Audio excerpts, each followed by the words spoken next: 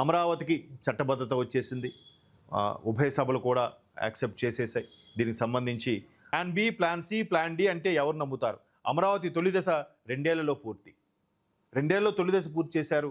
మీరు కావాలంటే ఒకసారి ఆ సిఆర్డీఏ పరిధిలో ఉండే ఆఫీసులు కానీ బ్లాకులు కానీ చూస్తే నిజంగా చాలా అద్భుతంగా ప్రీ ప్లాన్డ్గా ఉంది. ప్రతిదీ అండర్ గ్రేడ్ పైప్ లైన్ ద్వారా, డక్ట్ పైప్ లైన్ ద్వారానే కేబులింగ్ వ్యవస్థ కానీ, డ్రైనేజ్ వ్యవస్థ కానీ, వాటర్ కానీ వాటికి అందించే మౌలిక సదుపాయాలు ఎక్కడ బయటికి కనబడకుండా చేసే ప్లాన్ చేస్తున్నారు.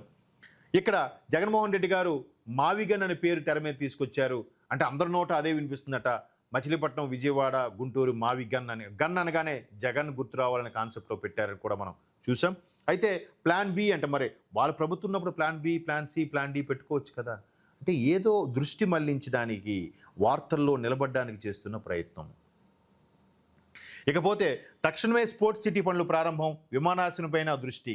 లోకేష్ గారి స్టేట్మెంట్. ప్రధాని మోదీ, ఉపరాష్ట్రపతి, స్పీకర్తో భేటీ, బీజేపీ అధ్యక్షుడు నవీన్తో కూడా. ఈయన రాష్ట్ర మంత్రి లోకేష్ గారు ఒక్కొక్కరు కీలకమైన వ్యక్తులతో సమావేశం అవుతూ అందరూ కూడా అపాయింట్మెంట్ ఇస్తున్నారు. ఇంతకుముందు జగన్మోహన్ రెడ్డి గారు ముఖ్యమంత్రి స్థాయిలో ఉన్నా కూడా అపాయింట్మెంట్ ఇవ్వకుండా వెనక్కి చూపించిన సందర్భాలు చాలా ఉన్నాయి. బట్ ఇక్కడ ఒక మంత్రికి ఇంతమంది, ఇక్కడ ఎవరు? ప్రధాని మోదీ గారు, ఉపరాష్ట్రపతి గారు, అలాగే స్పీకర్తో భేటీ, బీజేపీ అధ్యక్షుడు నితిన్ నబీన్తో కూడా భేటీ అయ్యారు.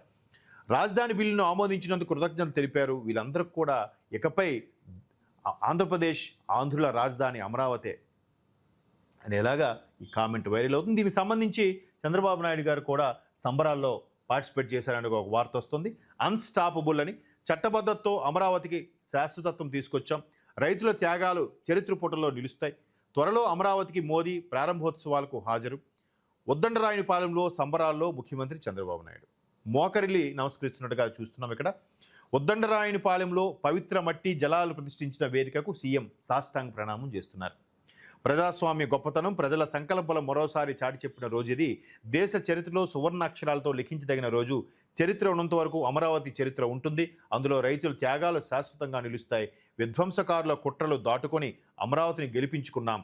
ప్రజా రాజధానిగా, ప్రజా విజయంగా ఈరోజు నిరూపించుకోగలిగాం. ఈ గెలుపు అమరావతి అంశం మనం ఇక్కడ చూడొచ్చు. మొత్తం మీద ఈ విధంగా అమరావతికి శాశ్వత సభ్యత్వం అయితే దక్కింది.